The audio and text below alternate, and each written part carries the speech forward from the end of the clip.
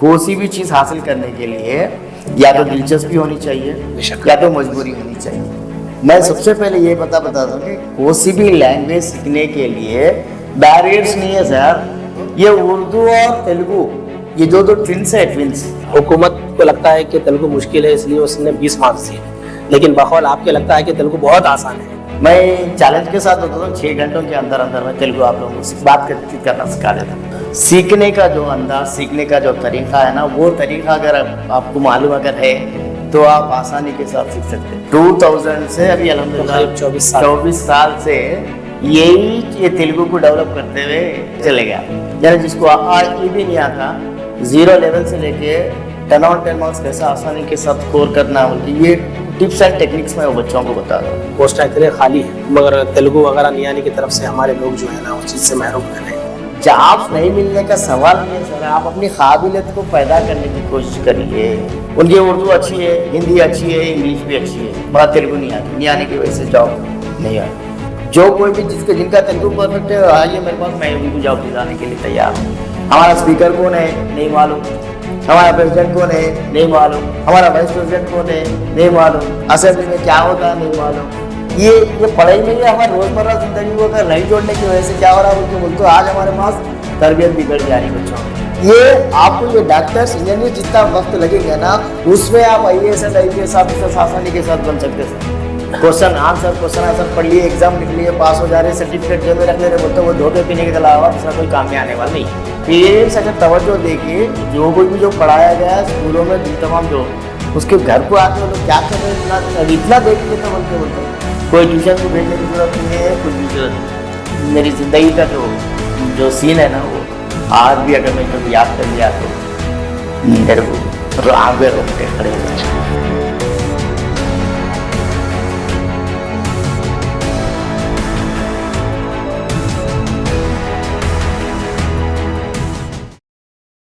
अस्सलाम वालेकुम नाज़रीन, मैं मोहम्मद अब्दुल बारी, editor in chief Janata reporter.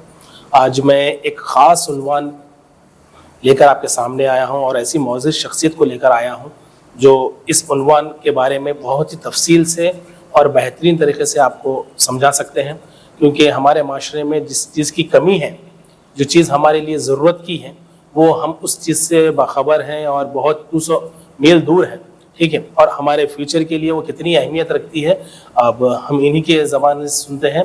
और आइए चलिए मैं आपको तारुफ कराता हूँ मोहम्मद अब्दुल समद, जिन्हें तेलुगु का पंडित भी कहा जाता है। अस्सलाम वालेकुम।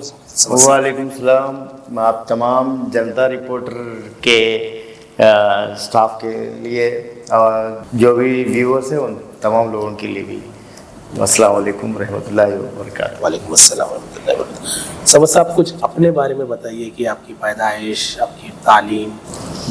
अल्हम्दुलिल्लाह मैं नीलोफर हॉस्पिटल की पैदाइश है मेरी। अक्सर लोग को से डिस्ट्रिक्ट से है लाइक ऐसा बताते हैं, लेकिन मेरी पैदाइश पूरी नीलोफर हॉस्पिटल की है। और जैसे मैं विजयनगर कॉलोनी यानी बाजार घाट में मेरा बचपना पूरा वहाँ पर करा। मैं 1 to 5th क्लास तक मैं वहीं लैला स्कूल में पढ़ा था मैं। फिर उसके बाद में 6th and 7th क्लास का जब मौका मिला तो हमारे वालिद साहब मेरे को नलगोंडा डिस्ट्रिक्ट लेके चले गए थे उनके साथ। मेरे वालिद साहब भी हेड मास्टर रह चुके हैं। तो यहाँ पर फिर हैदराबाद में सेंटेंस स्कूल विजयनगर कॉलोनी का उसके बैक साइड में मेरा स्कूल था, वहीं पर मेरी हाई स्कूलिंग हुई। फिर वहाँ से इंटरमीडिएट वहाँ से हुआ और इवनिंग कॉलेज विवेकवर्धन इवनिंग कॉलेज में मेरा ग्रेजुएशन हुआ। फिर वहाँ से मैं उस्मानिया यूनिवर्सिटी से डिस्टेंस में PGOA कर लिया हूँ। तो ये रहा मेरा एक छोटा सा तारुफ। जी, तो आप तेलुगु सब्जेक्ट को ही क्यों सेलेक्ट किया आपने बच्चों को पढ़ाने के लिए? तो इसके पीछे भी एक वजह है। मैं जब मैं 10th क्लास में रहा तभी मैं ट्यूशन्स पढ़ाना शुरू करता था। जी। फिर वहाँ से 1-2-3 इंस्टीट्यूट्स में शाम के औकात में एक बार जाके देखेंगे बोल के जाके पढ़ा के देगा। तो वहाँ से एक जज्बा पैदा हो गया, जुनून पैदा हो गया कि ये तमाम लोगों को मैं तेलुगु सिखाना है, तेलुगु के बारे में, तेलुगु की अहमियत बताना है। तेलुगु में होता क्या हो सर वहाँ पर, तो आपका बच्चा 10th क्लास का जब एग्ज़ाम लिख रहा तो आप मैथ्स में 10 और 10 मार्क्स लेके आ लेते, साइंस में लेके आते, इंग्लिश में हर सब्जेक्ट में लेके आ लेते, लेकिन जब तेलुगु की बात आती तो 20 मार्क्स से पास हो जाता है। जी। जो 20 मार्क्स से जब पास हुआ तो उसका जो जीपीए जो होता, ग्रेड पॉइंट जो होता, वो जीपीए पूरा एकदम गिर जाता। गिर जाने की वजह से आपके सर्टिफिकेट में कैलकुलेशन जो आपका जो रैंक है वो रैंक मार्क खा जा रहा हो, नुकसान हो जा रहा।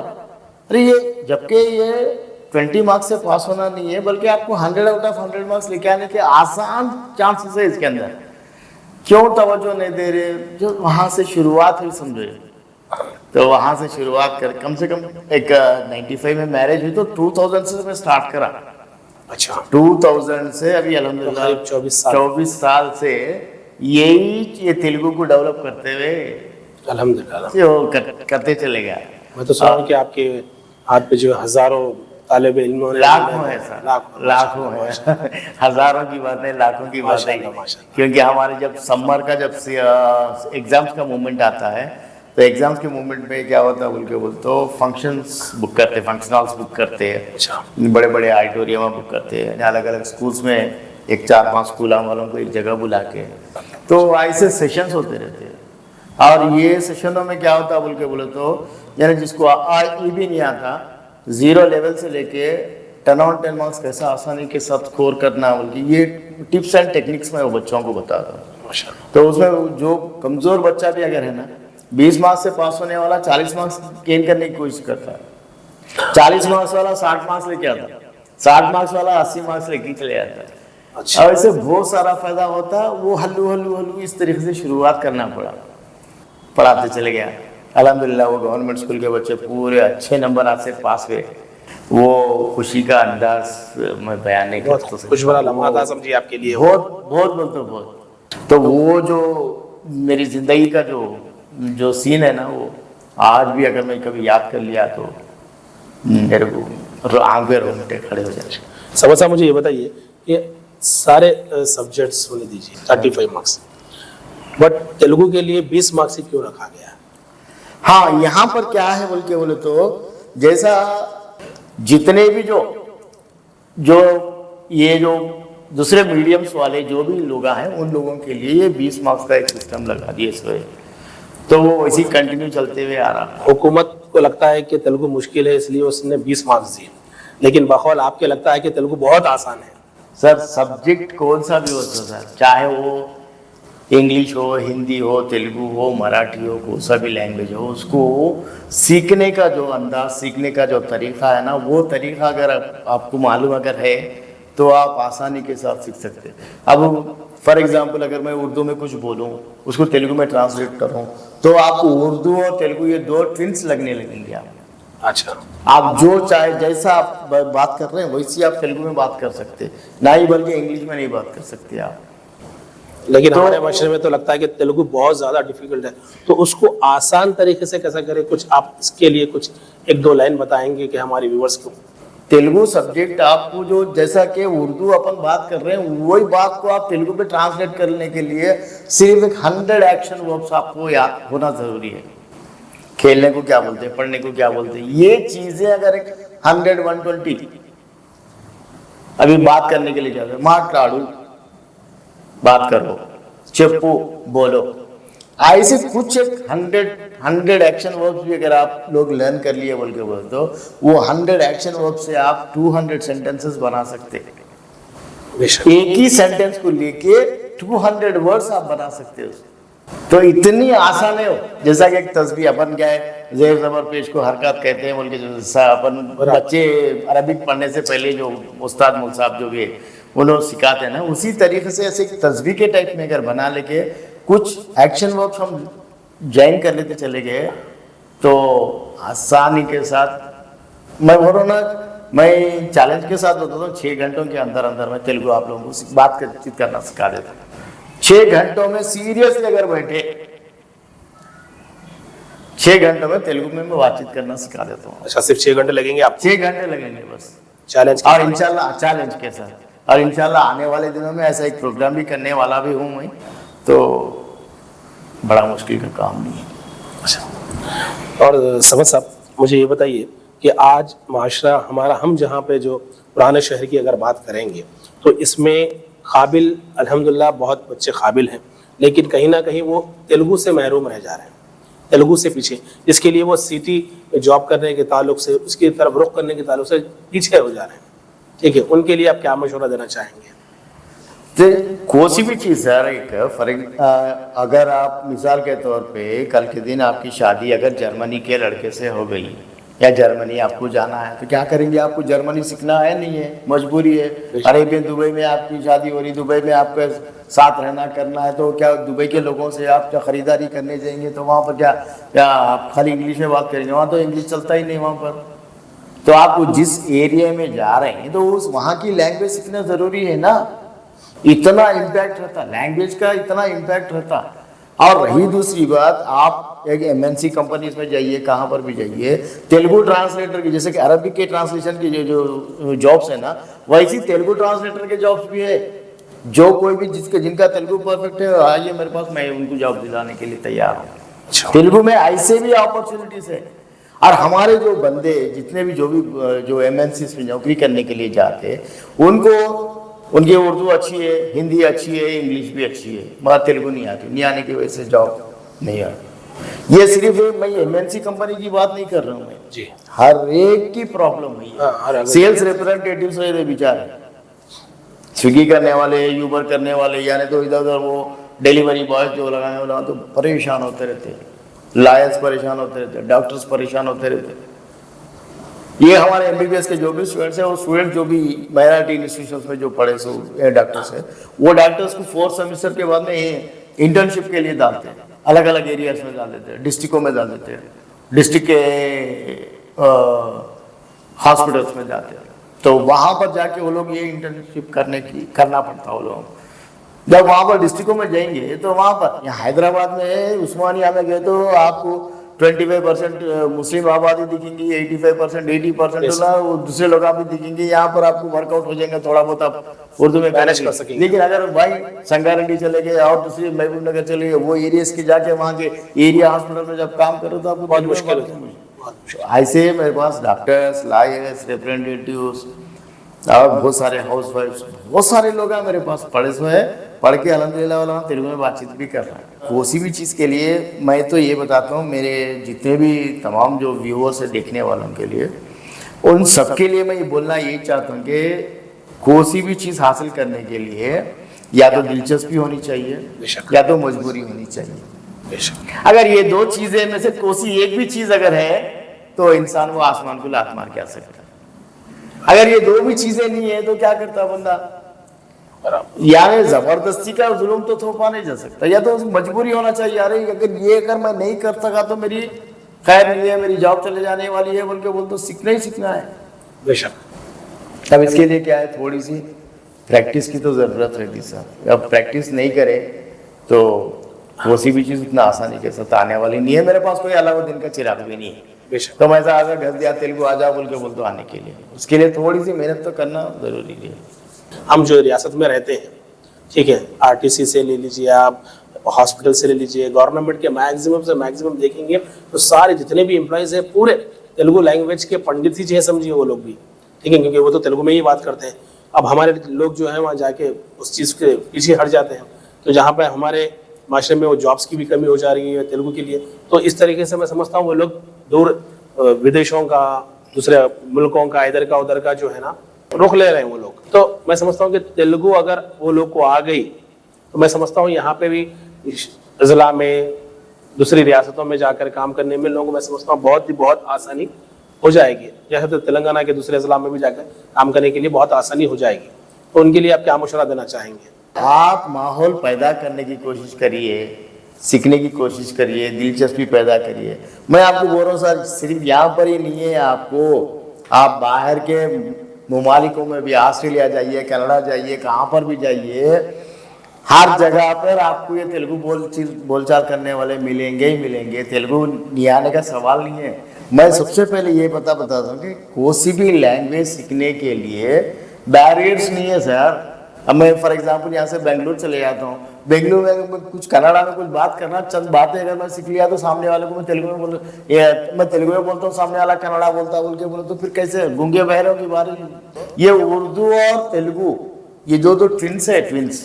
अच्छा, आप आसानी के साथ उर्दू में से तेलुगु में आप कन्वर्ट करके कर लीजिए, तेलुगु आपकी इतनी आसान हो जाती। देखिए थोड़ा सा क्या है, किसको क्या बोलना है, कैसा बोलना है, ये चीज अगर का इसका अगर आ गया, जैसा कि जेर जबर पेश को हरकत कहते हैं, बल्कि जो तस्बीह अपन पढ़े थे उस तस्बीह के हिसाब से अगर ऐसा डिजाइन कर लिए बोल के बोले तो आसानी के साथ तेलुगु सीख सकते हैं।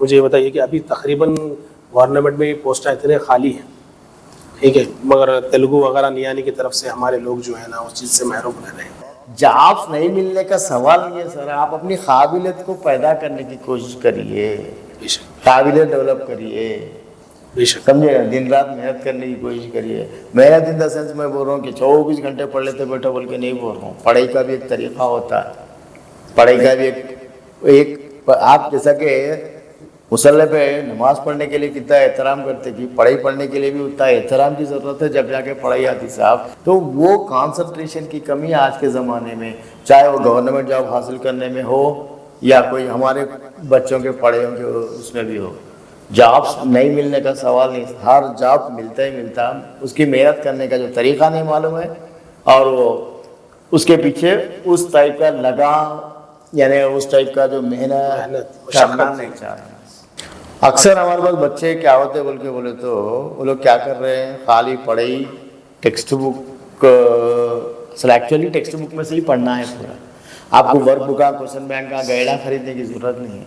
लेकिन ये बच्चे क्या कर रहे हैं बोल के बोल तो आसान तरीका, जैसा कि घर में पकवान पका के खाना कितना टेस्टी रहता, स्विगी से बाहर से मंगा के खाना कैसा रहता, ये स्विगी चाइना की पढ़ाई हो गई। तो बोला खाली क्वेश्चन आंसर एग्जाम में यही चाहने वाला है, यही पढ़ना है, दूसरा नहीं पढ़ना है बोल के बोलते। तो उस वास्ते क्या हो गया बोल के बोलते, पढ़ाई को पूरा महदूद करके रख दिए, करके क्या कर रहे, खाली उसके ऊपर रट्टा मारने लगा, रट्टा मारने लगा, रट्टा मारने, खाली ये काम कर रहे, लेकिन उसके अंदर क्या है क्या नहीं है।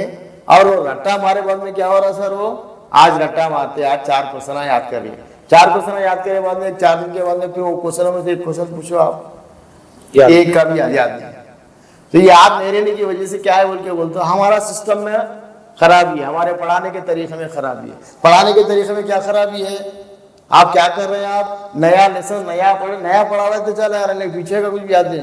दौर जो जितना जो भी कुरान शरीफ जो हिफ्ज करे स्टूडेंट्स थे क्या करते सब पूरी कुरान शरीफ हिफ्ज कर लिए, बाद में जब भी वक्त मिला दौर करते, उन्होंने क्या से दौर करते, अगर दौर नहीं करे तो क्या होता, भूल जाते। पढ़ाई सो वालों का भी पढ़ने वालों का भी दोनों का भी बराबर, उनका भी नुकसान है, उन्होंने भी गुनहगार, हम भी गुनहगार बराबर। तो फिर उनको लाजमी है तो दौर करना ही करना है ना। तो यहाँ पर तुम पूरी किताब पढ़ लेते जा रहे, याद कर लेते जा रहे, लेकिन दौर नहीं कर रहे तो क्या फायदा होगा। बेशक। तो पढ़ाई का सिस्टम ऐसा तरीका ऐसा ये चेंज होने की वजह से क्या हो रहा बोल तो मैं बोल रहा ना सर, मैं 10 दिन के अंदर अंदर मैं 10th क्लास का सिलेबस कंप्लीट कर देता हूँ मैं, माशाल्लाह। 0 लेवल से लेकर 100 मार्क्स तक तुम्हारी पूरी 1 महीने के अंदर अंदर पूरी किताब आपको हिफ्ज कराने लगा था। बाकी साल के 11 महीने क्या करते हैं आप लोग, पढ़ाई आपको पढ़ना बहुत है, दुनिया की पढ़ाई पढ़ना है, समझे ना।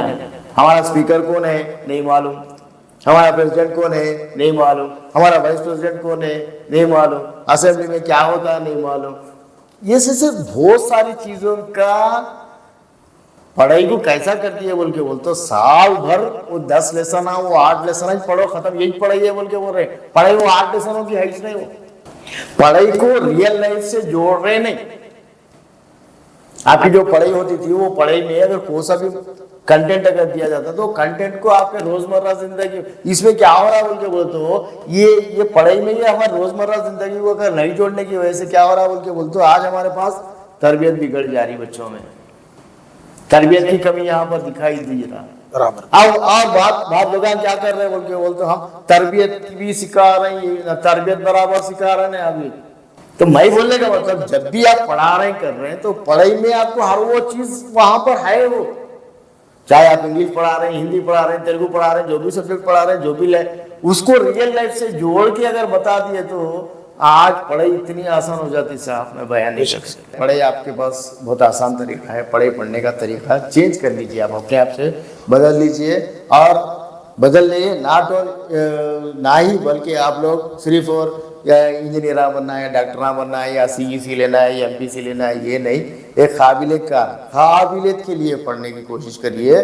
और ये और एक छोटा सा एग्जाम्पल मैं आपको दे दूं तो ये आपको ये डॉक्टर्स इंजीनियर जितना वक्त लगेगा ना उसमें आप आईएएस एंड आईपीएस ऑफिसर आसानी के साथ बन सकते सर। इतना आसान है आईएएस आईपीएस ऑफिसर बनना। उसके बाद आप पढ़ने की अगर डॉक्टर पढ़े एमबीबीएस में एडमिशन लिए 4 साल का एमबीबीएस कोर्स हो गया, फिर उसके बाद में फिर और 1 साल 2 साल इंटर्नशिप हो गया, 5 साल 6 साल लगे, फिर उसके बाद में ये कंप्लीट हुआ सर्टिफिकेट हाथ को आ गया फिर स्पेशलाइजेशन बोल के पढ़ना है, बराबर अलग स्पेशलाइजेशन का कोर्स करना है, फिर वो साल 2 साल फिर।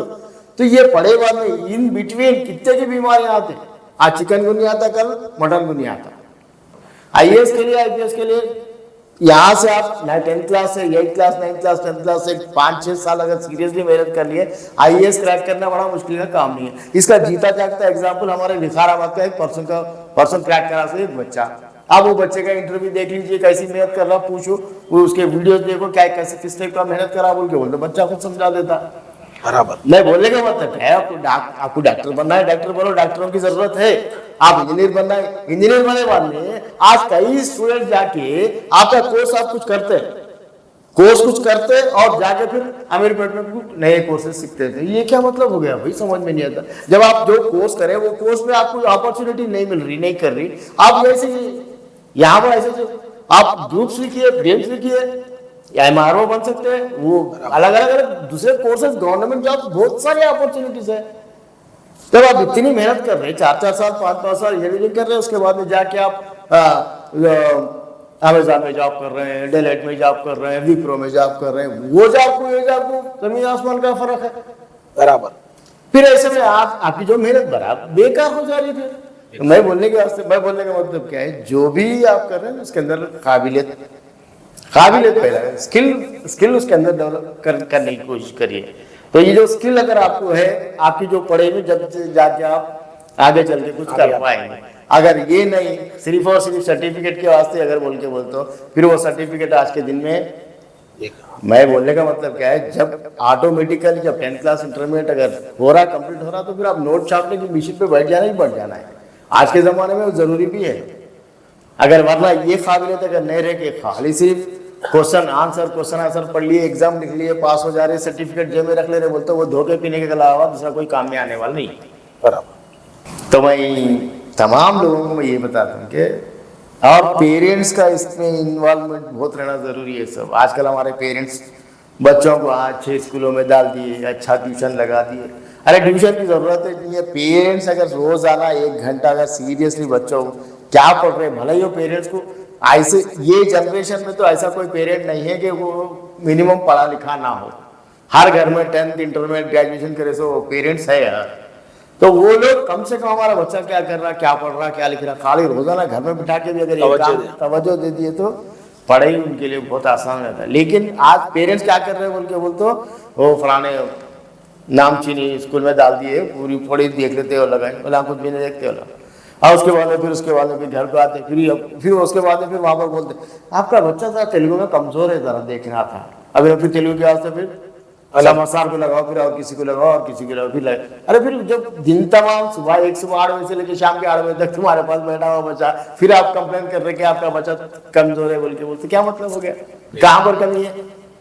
तो मैं बोलने का मतलब क्या है, पेरेंट्स अगर तवज्जो देके जो कुछ भी जो पढ़ाया गया स्कूलों में दिन तमाम जो उसके घर को आके वो लोग क्या कर रहे हैं इतना देख लिए तो बोल के बोलते कोई ट्यूशन भी भेजने की जरूरत नहीं है, कुछ भी जरूरत नहीं है। स्कूल में जो पढ़ाया जाता है ट्यूशन में भी वही पढ़ाया जाता है। वहाँ पर भी बोर्ड पे लिख के पढ़ाते, यहाँ पर भी बोर्ड पे लिख के पढ़ाते। ये तुम्हारे बच्चे को अलग से बिठा के 1 to 1 बिठा के कोई नहीं पढ़ाता। बराबर। फिर उसमें फायदा क्या है मेरे को समझ में नहीं आता आज तक। तो चलिए बहुत बहुत शुक्रिया समद साहब, आपसे मुलाकात करके और आपसे बात करके बहुत खुशी हुई। तो उम्मीद करता हूँ कि मेरे देखने वाले व्यूअर्स भी अगर आगे चल के अगर फ्यूचर में आप कुछ समद साहब से तेलुगु सीखने या उसकी तरफ से कुछ फ़ायदा उठाना चाहते हैं तो समद साहब हमेशा आपके लिए अवेलेबल रहेंगे। आप लोगों का भी बहुत बहुत शुक्रिया, जज़ाकल्लाह खैर।